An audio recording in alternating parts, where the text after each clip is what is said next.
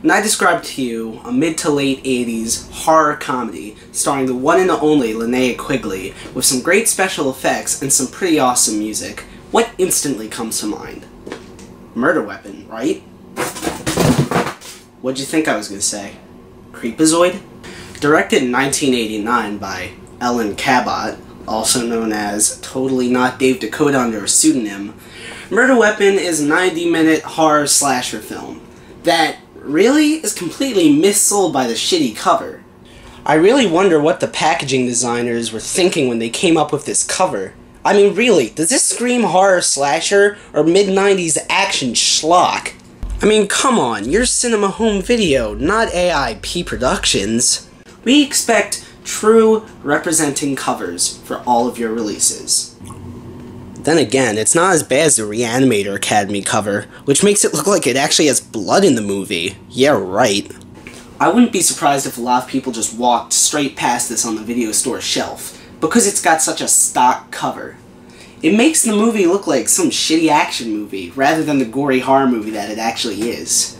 The box tries to make up for it with the inclusion of this gory still frame on the back, but that doesn't make up for the horrible job they did on the front.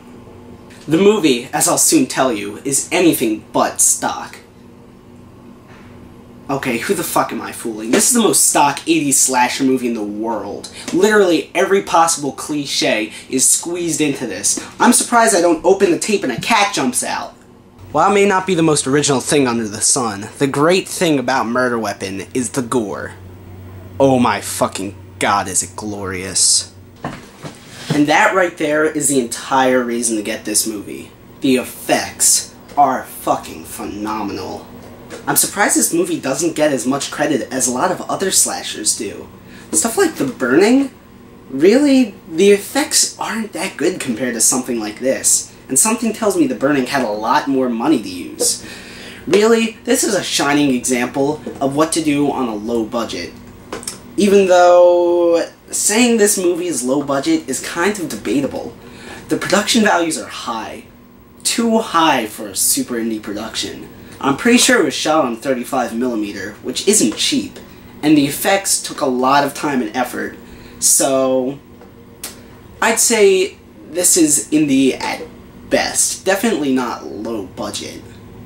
To be honest, the movie's plot is the most stock thing you can get, and it's anything but original, as I've said a lot in this review.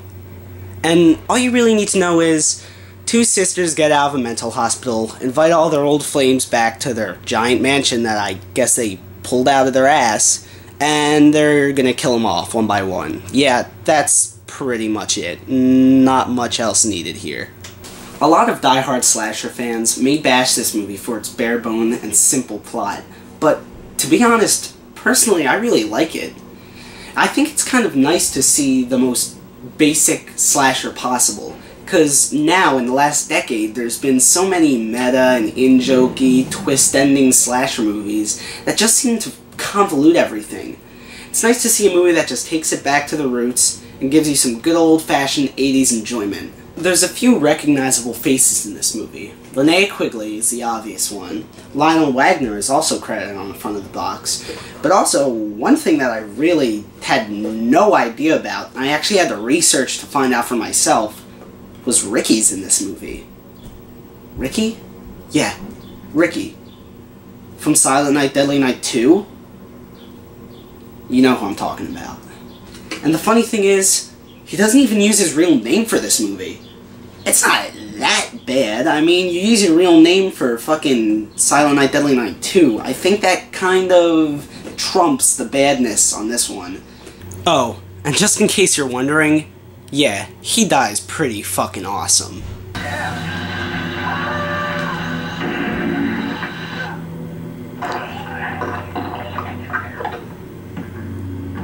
The film is wrapped up with one last good jump scare, and it cuts straight to the credits. Fucking fantastic.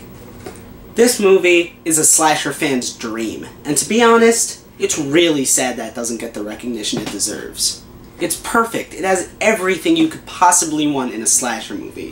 Linnea Quigley's tits, gore, more gore, cheesy horror movie logic, Cars that won't start. Oh, and also, did I mention fucking Ricky? Cinema Home Video screwed up every aspect of this box, even the side, by plastering Linnea Quigley's burnt up face on the side, giving away the only plot twist in the entire movie. Now come on. That's just fucking lazy.